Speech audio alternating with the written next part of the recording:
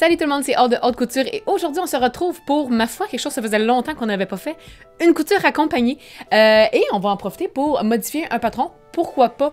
Je pense qu'une des choses les plus fun à faire quand on a des patrons PDF, c'est de trouver des façons de les réutiliser pour faire le projet qu'on a envie de faire, qu'on puisse le rendre le plus polyvalent possible. Eh bien, aujourd'hui, nous allons rendre notre belle brise d'automne encore plus polyvalente.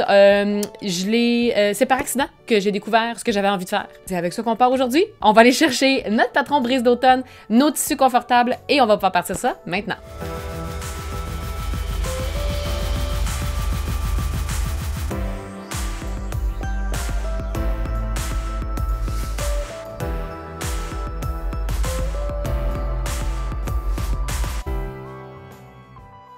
Je dis nos tissus confortables, oui, parce que honnêtement, je porte et je reporte ma brise d'automne et le French Terry est toujours aussi confortable. Donc c'est avec ça que je vais travailler aujourd'hui. Je rajoute un petit peu de couleur par contre.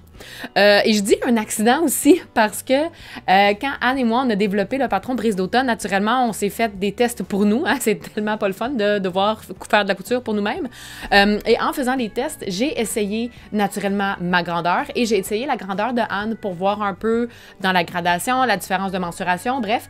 Et quand j'ai essayé sa robe, je l'ai enfilée et je l'ai mis comme un chandail, j'ai comme replié la robe. Quand j'ai remonté mon pantalon, ça l'a fait remonter la robe et ça l'a fait l'effet d'un chandail. Et j'ai vraiment trouvé ça beau. Fait que je me suis dit, OK, je pense que c'est inévitable. Nous aurons une brise d'automne version chandail. Chandail à manches longues dans du French Terry. C'est tellement le fun. Je suis pas la plus grande porteuse de robe. J'aime ça. Mais je vous avouerai que la plupart du temps, je suis soit en leggings, soit en jeans. Donc, j'avais besoin d'un chandail version brise d'automne. Donc, j'avais besoin d'une brise d'automne version chandail. C'était inévitable, surtout avec le confort du French Terry. Donc, aujourd'hui, c'est ça qu'on va faire et j'ai eu des demandes en ce qui a trait à la couture accompagnée de brise d'automne avec le col chemisier. Parce que la dernière fois que je l'ai faite avec le capuchon pour moi-même, que j'aime vraiment beaucoup, mais j'ai pas montré comment faire le col chemisier. Il est naturellement dans le guide de montage lorsqu'on achète le patron, mais c'est haute couture, c'est pas le fun pour ça. Avoir des vidéos sur les projets qu'on réalise. Donc aujourd'hui, ça va être également la couture accompagnée de la brise d'automne version col chemisier qui est pas nécessairement complexe, mais une petite coche de difficulté par rapport, je crois, au capuchon, étant donné que le capuchon, c'est relativement simple. Donc aujourd'hui, c'est ça qu'on va faire. Première chose qu'on va faire, eh bien, c'est la modification du patron, parce qu'on travaille aujourd'hui avec un patron de robe et on veut qu'il soit chandail. C'est pas quelque chose de compliqué, mais c'est là qu'on voit à quel point on peut être polyvalente dans la modification de nos patrons. On n'est pas obligé que ce soit compliqué, ça peut être simple et on peut l'utiliser à toutes les sauces. Et c'est ce qui est fun aussi avec brise d'automne. Je vais pouvoir porter en robe avec mon capuchon, porter mon chandail avec mon petit col chemisier, puis on va avoir l'impression que c'est deux patrons complètement différents. C'est très polyvalent. Donc, on va partir avec ça aujourd'hui. Mon tissu est en train de décatir dans la laveuse. Donc, on va pouvoir partir avec le patron. Ce qu'on a fait quand on a fait tester notre patron, c'est qu'on l'a fait imprimer en version copy shop, donc on est allé le faire imprimer à l'imprimeur avec toutes nos grandeurs, ce qui fait en sorte que maintenant, quand on veut le faire et le refaire, eh bien on peut le calquer. Si on veut grader entre les tailles, c'est très facile aussi. Si on veut le faire en cadeau à quelqu'un, on peut également partir avec une autre grandeur sur notre planche, en fait. Et aujourd'hui, je suis théoriquement une vert, une médium. La robe, j'aime beaucoup comment elle tombe avec la grandeur vert, mais aujourd'hui, je vais le faire argent pour l'avoir un petit peu plus ajusté. Je peux me permettre de le faire parce que notre tissu French Terry a un beau taux d'extensibilité, donc je peux le faire. Je veux pas non plus qu'il soit trop ajusté, mais je peux me permettre qu'il soit du moins un peu plus que la version que j'ai en robe. Donc aujourd'hui, je vais faire la version argent. Je me fais attaquer par mon chat.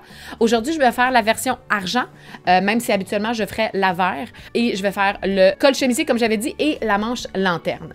Je vais tout faire en French Terry amande, sauf col qui va être framboise. Fait que ça va être un peu comme si j'avais une petite chemise qui ressortait de mon chandail. Donc, ça va être ça. Je veux dire bonjour. Albus le chien couturier et maintenant Luna Lovegood, le chaton couturier. Donc, on va pouvoir partir ça. On se dirige tout de suite vers le patron. Comme je vous disais, je pars avec mon patron planche, c'est-à-dire le patron que j'ai fait imprimer au copy shop pour pouvoir venir prendre mon devant. Ça va être la première chose que je vais venir copier. Fait que j'ai mon devant ici. Même chose que quand j'ai fait le brise d'automne, vous pourriez choisir si vous avez l'option avec la découpe en haut. Pas en bas, naturellement, parce qu'on est en train de faire le chandail et non la robe. Moi, aujourd'hui, je vais faire 5, étant donné que l'autre, je l'avais. Puis comme je vous disais, là, je vais avoir vraiment avec mon haut, j'ai seulement l'impression que j'ai un petit col chemisier qui ressort. Donc, ça va être plus, je vais avoir plus ce style-là si j'ai pas d'autres couleurs framboises ailleurs dans mon chandail. Fait que je vais pouvoir venir me placer pour calquer. Avant, je vais quand même venir faire tout de suite ma ligne repère. À moins qu'on voit vraiment bien au travers. Habituellement, oui. Oh, on voit quand même super bien. Pour celles qui le savent, moi, ça, c'est mon patron préféré. C'est mon papier, pardon, ma patron préférée. C'est tout le temps celui-là que j'utilise. Et pour celles qui ne le savaient pas, eh bien, il est maintenant disponible sur notre boutique en ligne. Vous pouvez l'acheter soit au 3 mètres qu'on plie, pour éviter des coûts supplémentaires de livraison. Mais vous pouvez aussi vous les faire livrer roulés avec un petit frais supplémentaire de livraison. Vous pouvez avoir 3 mètres, 6 mètres ou 9 mètres. Ce qui fait en sorte que roulé, vous n'avez pas de plis dedans. Ça peut être quand même plus le fun.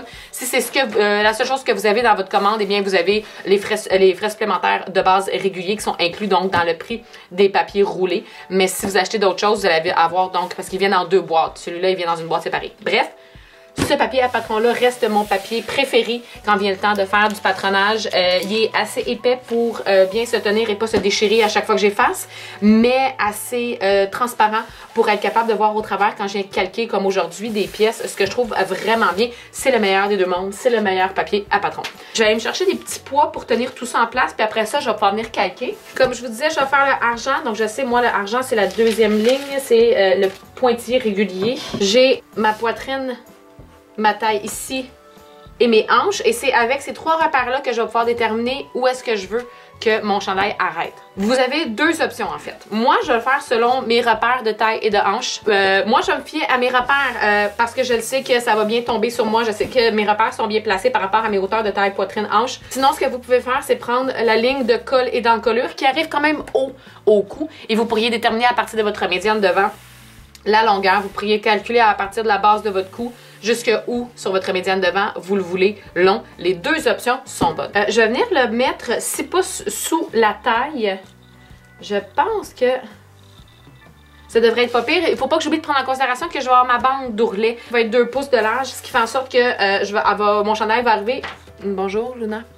Que mon chandail va arriver 2 pouces sous le 6 pouces que je viens de faire.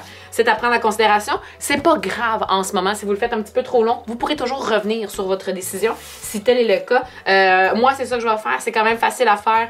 Une fois que tout va être fini, la dernière étape, ça va être de mettre la bande d'ourlet. Je peux enfiler le chandail, voir si la longueur me plaît. C'est sûr qu'idéalement, faites-le pas trop court parce que là, vous ne pourrez pas nécessairement en rajouter.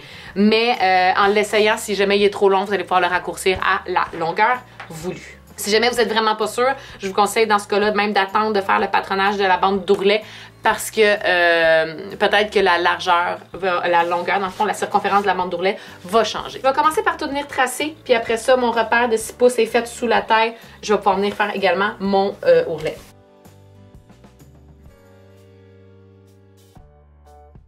Je vais venir ressortir ma ligne de droit fil parce que c'est ce qui va m'aider à faire mon ourlet perpendiculaire à mon droit fil. Cette ligne-là va venir m'aider. 6 pouces sous la taille. On pourrait venir le laisser comme ça. Moi, je sais que j'avais beaucoup d'aisance à la taille dans ma brise, dans ma robe. Fait que ce que je vais venir, c'est que je vais venir me grader une taille plus petite. Fait que je vais pouvoir venir me grader, bref, une grandeur plus petite. Je pars de mon corail et je me rends à ma taille. Même chose ici, à ma taille qui est dans le fond la taille argent. Ça devrait être pas pire. J'aurais pu, honnêtement, là, j'aurais vraiment pu venir le laisser avec ma grandeur argent partout. J'ai vraiment le feeling que ça va être trop grand par contre, mais ce que j'aurais pu faire, c'est le laisser à ma taille argent.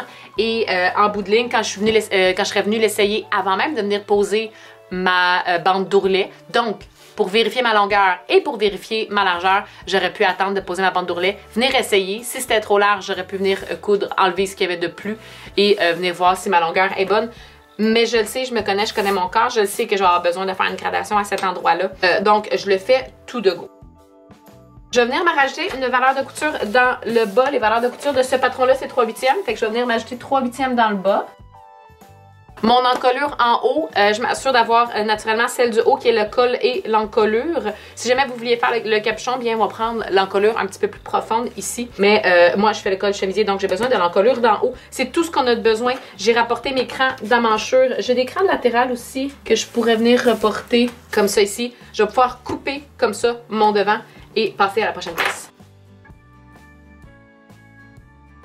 Sur cette planche-ci, j'ai également ma bande d'ourlet. Je vais venir la copier dans la grandeur corail, donc la plus petite grandeur parce que c'est le bas de mon chandail. Puis je pense honnêtement que je vais être dans la même largeur.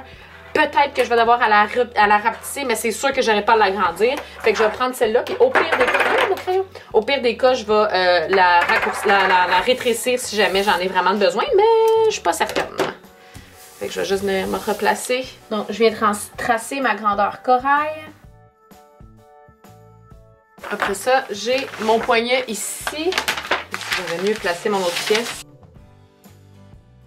J'ai copié aussi ma bande de poignet, mais ma bande de poignet, naturellement, j'ai pas pris ma grandeur corail parce que ma manche, elle, qui va être dans le haut, va être argent. Donc, j'ai pris le poignet argent. Je vais pouvoir couper ces pièces-là, puis changer de planche pour aller faire le dos, la manche et le col. Oh, non, j'ai oublié ma petite parmenture ici. Ben oui, j'ai la petite parmenture pour mon col, pour faire l'ouverture, que je vais venir tracer également. Et ça, ben c'est la même pour toutes les grandeurs.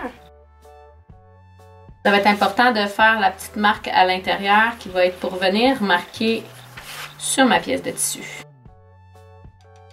Après ça, on va pouvoir aller au dos. Je vais garder mon devant pas très loin parce que c'est ce qui va m'aider avec la longueur du chandail.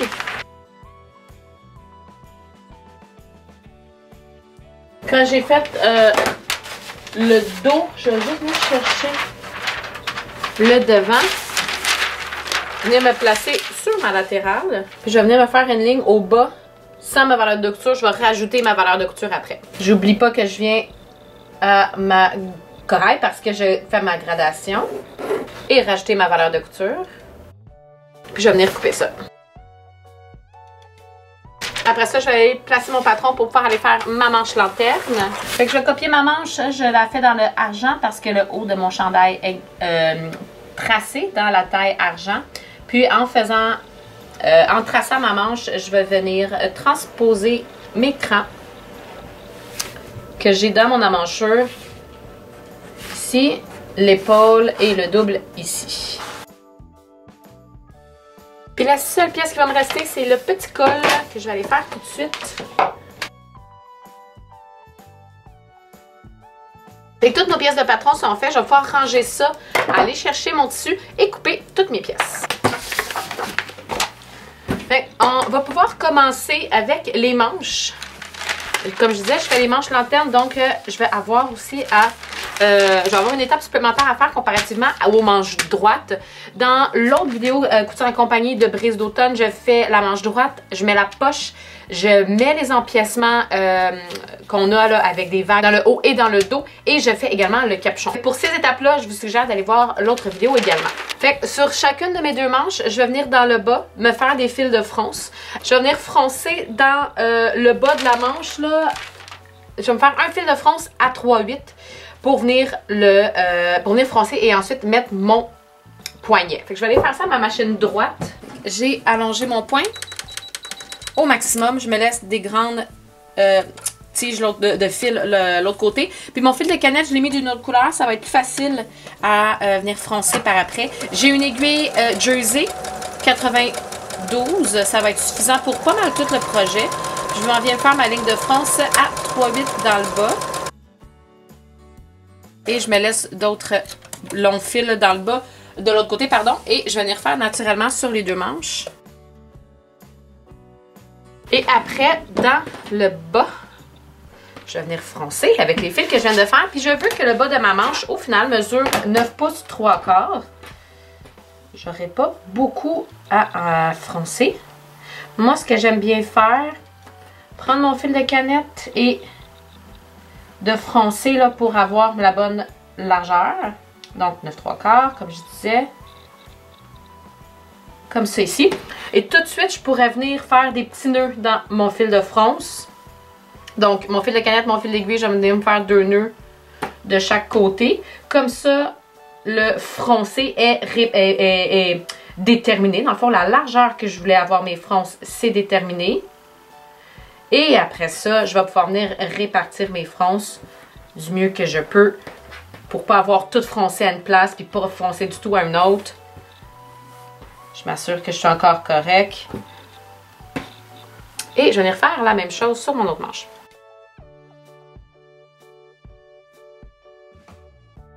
Une fois que j'ai froncé de la bonne largeur dans mes deux manches, je vais pouvoir venir me placer endroit contre endroit. Je vais venir coudre mes latérales de manche à 3/8. Naturellement, je vais venir faire la même chose des deux côtés. Comme j'avais expliqué pour la brise d'automne robe, vous pouvez l'assembler là un peu comme vous voulez. C'est-à-dire que vous n'êtes pas obligé d'utiliser votre surjeteuse. Vous pouvez utiliser votre machine à coudre avec un point clair. Si vous n'avez pas de point clair, un point zigzag ajusté. Je vous invite, si jamais vous n'avez jamais vu ma vidéo sur comment coudre des tissus extensibles que vous pouvez utiliser avec une machine domestique, je vous invite à aller le visionner. Mais sinon, moi aujourd'hui, je le fais avec ma surjeteuse 4 fils pour assembler pas mal toute la robe. Je pense que la seule chose naturellement que je ne pourrais pas faire, c'est quand je vais venir assembler mon col. Mais sinon, pour l'instant, je m'en vais assembler ça à 3/8 avec ma surjeteuse 4 fils.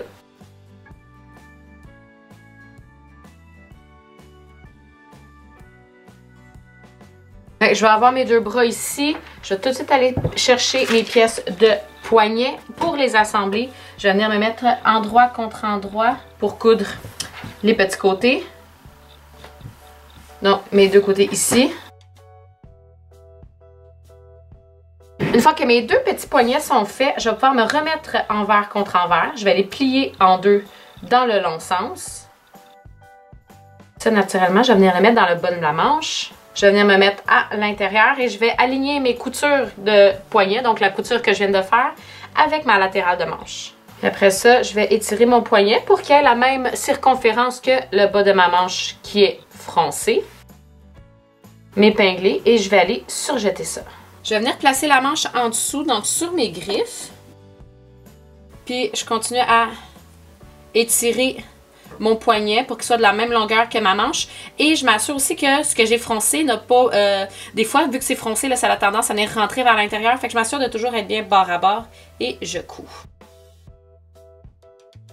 Je me laisse une bonne chaînette parce que ça, je vais venir la rentrer dans mon surjet tout de suite. Je vais venir prendre mon remailleur pour rentrer mon fil de surjet. Puis, je vais venir enlever mon fil de fronce. C'est pour ça que j'aime bien mettre un fil d'une couleur vraiment contrastante. Comme ça, c'est beaucoup plus facile à enlever après. Et voilà, fait que j'ai une des deux manches de fait. Je vais pouvoir aller faire la même chose avec l'autre. Fait qu'après, on va pouvoir mettre les manches de côté et aller chercher le dos et la petite pièce de parmenture qu'on va venir mettre au centre dos. Là, moi, j'ai la pliure du tissu, fait que je le vois quand même très bien. Je vais juste venir me mettre endroit de ma parmenture sur endroit de mon vêtement. Et ça, je vais pouvoir aller ressortir ma machine à coudre domestique. Je vais venir coudre ça sur la ligne que je me suis faite. Oups. Ça, on va pouvoir venir passer à petits points sur cette ligne-là. Après ça, je vais venir dans le centre de ce que je viens de coudre pour venir le retourner. Fait que je vais prendre mon ciseau puis je vais couper dans le centre. Puis je vais essayer d'aller là le plus loin possible à la pointe. Mais bien sûr, pas trop pour pas couper la couture. Ça, on va pouvoir le rentrer vers l'intérieur. Et le presser. On aurait pu venir surjeter le bord, mais ça, honnêtement, ça va pas s'effleucher. Fait que c'était pas obligatoire. Si vous voulez, on peut commencer par venir presser vers l'intérieur comme ça ici, avant de retourner. Ça peut peut-être venir nous faciliter un petit peu la vie. On va venir surpiquer, soit deux surpiqûres, une le plus près du bord possible et l'autre sur le bord de la parmenture ou juste sur le bord de la parmenture. Ça va être le plus près du bord possible ou environ, si vous avez surjeté, là, au centre de votre surjet, que vous allez venir faire une surpiqûre. Fait que vous pouvez faire une ou l'autre ou les deux. C'est à vous de décider si vous voulez faire les deux. Moi, je pense que je vais seulement faire une. C'est une question de look rendu là. Ça va se tenir de la même façon, d'une façon ou de l'autre. Que vous fassiez une ou les deux. Si vous en faites une seulement, je ferai celle qui est le plus près du bord de la boîte pour s'assurer que la parmenture est toujours bien à plat. Après ça, on va venir se mettre endroit contre endroit, dos et devant, et on va venir coudre nos épaules. Et ça, on va pouvoir venir le faire avec la machine que vous voulez. Mais si, comme moi, vous aviez la surjeteuse à 4 fils, on va pouvoir retourner avec la surjeteuse. Ensuite de ça, on va mettre ça de côté. On va aller assembler le petit col. Le col, j'ai pris 2 pièces gauche-droite qui vont devenir mes dessus de col et je les ai entoilés avec de l'entoilage tricot. Je vais avoir la même chose sans entoilage avec ceux-là ici. Et je vais venir me mettre endroit contre endroit. Un avec entoilage et un sans entoilage ensemble. Même chose avec l'autre. Et on va venir coudre séparément les deux cols parce qu'ils vont être posés séparément. Et on va venir les coudre ensemble en laissant le bas ouvert. Le bas du col correspond à où est-ce qu'on a notre cran. Et là, ben, je viens de me rendre compte que je n'ai pas mis mon cran. Fait que je vais venir coudre le petit côté, le long côté en bas, la pointe au devant, mais je vais laisser ça ici ouvert. Les valeurs de couture sont toujours à 3,8. Et je couds en regardant mon côté où est-ce que j'ai de l'entoilage. Ça va être beaucoup plus facile. Je fais la même chose des deux côtés. Après avoir fait ça, je vais pouvoir venir cranter où est-ce que j'ai des coins et ma pointe pour que quand je vais venir me retourner, eh bien, je vais avoir des beaux coins et des belles pointes. Je vais venir faire ça pour les deux cols et ensuite, je vais venir me retourner envers contre envers, donc sur l'endroit de mes cols et je vais venir presser comme ça.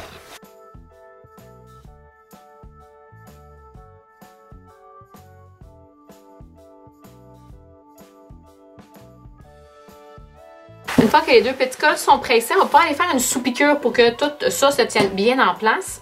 L'important dans la sous-piqûre qu'on va faire avec ce col-là, c'est qu'on va venir la faire dans le dessous de col. Le dessous de col, c'est celui qui est non entoilé. Fait que nos valeurs de couture, on va les envoyer vers cette partie-là. Et en regardant l'endroit de notre col, on va venir coudre au travers du dessous de col et de nos deux valeurs de couture. En bout de ligne, cette couture-là, elle va être cachée. On ne le verra pas parce que c'est en dessous du col. Fait qu'on va pouvoir aller faire ça. On va garder un point régulier. On va pas pouvoir le faire là, pile partout parce que dans les pointes, c'est impossible de le faire. On va tout simplement y aller du mieux qu'on peut et y aller le plus loin qu'on peut en avant et en arrière. Fait que déjà, d'avoir pressé, ça va nous avoir aidé. Mais ça va vraiment tout bien tenir en place nos choses. Puis, étant donné que c'est une sous-piqûre, comme je vous dis, j'essaie d'aller le plus loin possible. Je pourrais pas aller jusqu'à ma pointe, mais c'est pas grave. Étant donné que c'est une sous-piqûre, je vais coudre le plus proche de ma couture possible. Ça, je viens faire ça, encore une fois, le plus loin que je peux, jusqu'à l'autre extrémité de mon col. Je vais venir faire la même chose sur mon autre moitié de col. Encore une fois, sur le dessous, à travers de mes valeurs de couture, d'un bout à l'autre, d'une extrémité à l'autre, en étant le plus loin possible. Après ça, ben, ce col-là, naturellement, on va pouvoir venir la poser sur notre chandail. Deux options s'offrent à vous. Soit qu'on le pose en plusieurs étapes, y compris le billet de bande d'encolure, soit qu'on essaie de tout faire en même temps. Moi, étant donné que je vais venir les assembler à la surjeteuse, je vais essayer de tout faire en même temps pour éviter d'avoir des épaisseurs. Mais je pense que ça va dépendre de votre degré d'aisance avec le projet. Là, tout de suite, qu'est-ce que je vais venir faire, par exemple, c'est que je vais venir fixer en haut à 1/4 pour que mon col soit fermé, pour avoir à gérer une épaisseur de col et non deux épaisseurs avec mon dessus et mon dessous. Et une fois que ça va être fait, je vais pouvoir venir le poser sur mon encolure et mettre mon biais. Donc, je vais avoir 1, 2 et 3 épaisseurs à gérer quand je vais venir coudre tout ensemble avec le surgel. Naturellement, je vais m'épingler. Si jamais, comme je dis, vous n'êtes pas à l'aise, venez faire la couture que je m'en vais faire également sur le col. Et après, quand on va venir épingler le col sur l'encolure, tout de suite, vous pourriez venir faire une première couture à 1/4 également. Et après, venir épingler votre biais d'encolure et surjeter tout ça ensemble. On va faire ça une chose à la fois. Pour l'instant, on va venir faire la petite couture qui va maintenir en place mes deux épaisseurs, c'est-à-dire mon dessus et mon dessous de col à 1/4. Pour venir poser le col sur le chandail, on a déjà notre médiane dos d'établi. Et sur le col, la médiane dos, c'est le côté le plus droit et non la pointe. On va avoir besoin d'un repère dans l'encolure de la médiane devant. Fait que je vais me mettre épaule à épaule. Et je vais venir trouver ma médiane devant ici. Je vais la marquer, je vais l'épingler. Et après ça, je vais venir m'épingler l'envers du col, donc le dessous de col, où est-ce qu'on a fait notre sous-piqûre sur l'endroit de notre chandail. Je vais venir épingler le premier comme ça. Le cran correspond à la position d'épaule. Et le dos du col, donc le coin qui est plus là en 90 degrés, vient directement avec l'ouverture de la parmenture au dos. Fait que je vais en avoir épinglé un côté, je vais faire la même chose de l'autre côté. Fait qu'encore une fois, l'envers de mon col, mon dessous de col où est-ce que j'ai ma sous-piqûre, je me mets envers sur l'endroit.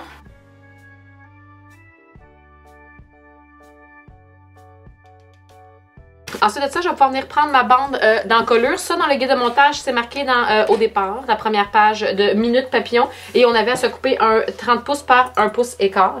Je vais donc venir m'installer endroit de ma bande contre endroit de mon col. Tout le tour. Et comme je vous dis, c'est là. Si jamais vous ne vous sentez pas à l'aise de surjeter tout en même temps, vous pourriez venir vous faire une couture à un quart, à la même place qu'on l'avait faite sur le col, pour maintenir ça en place. Et par après, venir surjeter avec votre billet d'encolure. C'est ça. Fait que quand je vais venir m'épingler, je vais naturellement partir au centre dos où est-ce que j'ai ma parmenture et je vais venir me laisser dépasser mon billet. Je l'ai laissé dépasser de 1/2 pouce. Puis le reste, eh bien, je vais venir l'épingler endroit contre endroit. Je tire pas dessus. Je viens tout simplement l'épingler ensemble, bord à bord, tout le tour. Jusqu'à temps que j'arrive à mon autre côté de centre dos où est-ce que j'ai la parmenture. Et quand on a épinglé jusqu'à l'autre extrémité, naturellement, on va avoir une bande qui va dépasser. Fait qu'on va couper, mais en se laissant 1/2 pouce et on va venir replier l'excédent de 1/2 pouce vers l'intérieur pour prendre en sandwich. Fait que je suis comme ça ici, l'endroit de mon billet sur l'endroit de mon col, donc le dessus de col. Et je vais venir le replier pour qu'il aille vers l'envers de mon chandail, comme ça ici. Ça, je vais venir l'épingler. Puis là où j'avais commencé, j'ai aussi un surplus de 1/2 pouce que je vais ramener vers l'envers. Et je vais m'épingler comme ça. Et ça, je vais aller à la surjeteuse et surjeter tout ça ensemble. J'ai mon encolure, mon col et mon billet d'encolure, donc 3 épaisseurs. Je m'assure que ces 3 épaisseurs-là sont toujours bien bord à bord. Je vais prendre mon temps. Ça devrait bien aller. Je vais venir me placer. Là, ça va être quand même épais, fait que je vais aider ma machine à passer au travers de tout ça. J'y vais vraiment petit peu par petit peu, surtout pour m'assurer que je suis toujours bien bord à bord. Une fois que ça c'est fait, je vais pouvoir venir prendre mon remailleur que j'ai mis ici. Rentrer mon surjet de chaque côté. Fait on vérifie qu'on est bien bord à bord partout. Là, moi, je viens de me rendre compte que je ne l'étais pas au centre devant. C'est là où est-ce que ça va paraître le plus. Fait que je vais venir me découdre ici juste pour venir replacer mon col. Mais sinon, on va pouvoir venir se placer, retourner nos extrémités et venir presser la bande d'encolure vers le chandail. C'est là que la Jeannette vient vraiment nous aider, là, pour qu'on puisse se placer bien comme il faut. On va laisser le col vers le chandail. Puis l'extrémité qu'on avait retournée est maintenant pris en sandwich. On va le laisser plier et on va venir le retourner sur l'envers. Fait que je vais vraiment venir commencer par presser mon surjet par en haut. Longtemps, j'essayais tout de me placer. Puis ça va être plus facile, je pense, si je commence par presser mon surjet vers le haut. Fait que mon col et mon chandail est à la même place, puis mon billet il est vers moi. Le French Terry se presse tellement bien que honnêtement, ça vaut la peine là, de prendre son temps puis de presser en 2 étapes. Une fois que j'ai fait ma première passe de pressage, je vais ressortir le col parce que ça, éventuellement, quand on va venir s'épingler pour le billet d'encolure, on ne veut pas piquer dans notre petit col. Je vais venir plier ce que j'ai tourné ici et pressé en sandwich.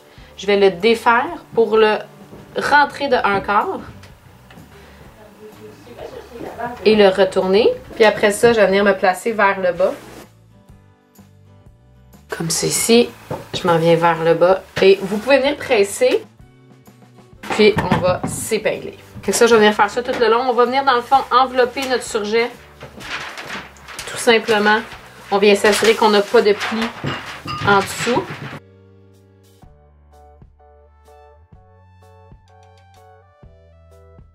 On va pouvoir aller à la machine et venir coudre le plus près du bord possible du billet. On va avoir une petite surpiqûre au devant. On s'assure que tout est toujours bien placé. On va prendre notre temps, ça devrait très bien aller. On va vraiment prendre notre temps. Je vais venir positionner mon aiguille là où je veux qu'elle soit. Je vais venir allonger mon point aussi. Je vais venir coudre tout le tour. Je m'assure que mon col est vraiment bien ressorti parce que je ne veux pas piquer dedans. Je m'assure aussi qu'en dessous, je sois bien placée. Je vais pouvoir venir coudre tout le tour. Une fois que c'est fait, je vais juste m'assurer que j'ai pas de plis, que j'avais bien placé mon chandail en dessous. Couper mes fils, puis je vais venir faire un autre petit pressage pour m'assurer que tout est bien placé. Fait qu'une fois que le petit col est fait, on va pouvoir aller coudre nos latérales. Fait que je vais venir me mettre endroit contre endroit et je vais venir coudre mes deux latérales en mettant endroit contre endroit de dos devant. Et je vais venir coudre ça à ma surjeteuse 4 fils à 3/8. Ensuite, je vais pouvoir venir coudre mes manches, donc je vais aller les reprendre. Je m'assure naturellement de mettre ma manche droite à droite et ma manche gauche à gauche. On va se fier pour ça à nos crans. Des crans doubles sont toujours des crans dos. Je vais faire la même chose de l'autre côté. J'ai mon chandail sur l'envers, ma manche sur l'endroit. Ma manche droite qui va aller à droite. Donc le devant avec le devant, le dos avec le dos. J'épingle latéral, épaule, écran d'emmanchure et de tête de manche ensemble. Donc là, une fois que c'est épinglé, je vais pouvoir aller à la surjeteuse et surjeter tout le tour à 3/8. Et là, théoriquement, on serait rendu à venir faire notre bande d'ourlet. Avant ça, comme j'avais dit au début, moi je veux juste venir m'assurer qu'il ne soit pas trop long. Tout dépendant du style que vous voulez avoir. Moi, je vais venir jeter un petit coup d'œil. Si jamais je le trouve trop long, je vais pouvoir le raccourcir immédiatement. J'aime mieux faire ça là qu'une fois que ma bande d'ourlet est placée parce que ça veut dire qu'il faut que je découpe. Mais je vais prendre en considération par contre quand je vais l'avoir sur moi que je vais rajouter 1-2 pouces de longueur là, pour ma bande d'ourlet. Je vais aller essayer ça et je vous reviens. Bon, fait qu'écoutez, j'ai essayé et ce fut un franc succès. Je vais pouvoir poser ma bande d'ourlet sans rien changer.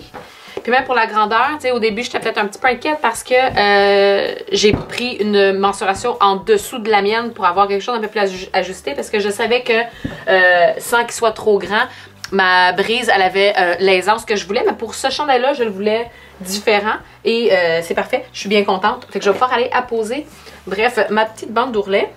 Avec ma bande d'ourlet, je vais pouvoir venir coudre mes deux petits côtés au surjet. Ça va, dans le fond, devenir mes deux latérales. Ensuite de ça, je vais pouvoir me replier sur la longueur, envers contre envers. Je me mets bien bord à bord, puis je vais presser comme ça tout le tour.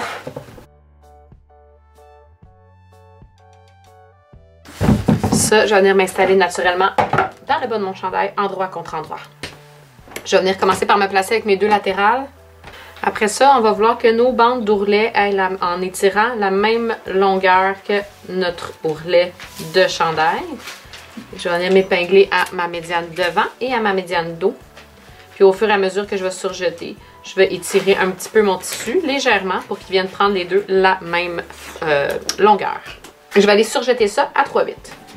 Fait qu'au fur et à mesure que je surjette, je vais venir tirer un peu. J'ai pas besoin de tirer beaucoup, là, la différence n'est pas énorme, mais juste assez qu'il y ait une petite tension dans le bas. Je vais venir faire ça tout le tour.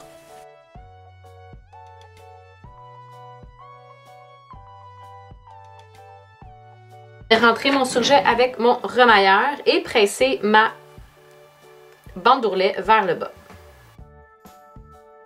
Et en pressant ma bande d'ourlet vers le bas, je vais m'arranger pour que mes valeurs de couture, elles, soient vers le haut. Et voilà, c'est ce qui conclut la vidéo d'aujourd'hui. On a le petit chandail. Tout ce qui va me rester à faire, c'est de venir apposer ma petite agrafe au cou en arrière. Ça pourrait être un bouton avec une chaînette si jamais c'est ce que vous préférez, ou bouton avec petit ruban. Il faudrait juste venir l'insérer ici dans la couture, mais ça serait quand même simple. Mais sinon, eh bien, le projet est terminé. Et voilà tout le monde, c'est ce qui conclut la vidéo d'aujourd'hui. J'espère que vous avez aimé et j'espère surtout que ça va vous avoir permis d'être un petit peu plus polyvalente quand vient le temps de faire du patronage avec les patrons PDF qu'on a déjà à la maison. On peut les transformer pour avoir des modèles tout à fait différents ou du moins de les utiliser de différentes façons. Si jamais vous avez questions, suggestions, commentaires, n'hésitez pas à les laisser juste en dessous du vidéo, à cliquer j'aime si c'est du contenu qui vous a intéressé et à vous abonner si vous voulez avoir toutes les notifications sur les prochaines vidéos, que ce soit mes vidéos habituelles du dimanche, les coutures accompagnées, les tutoriels et DIY ou encore les lives du vendredi. Sur ce, tout le monde, je vous dis bonne couture et à bientôt!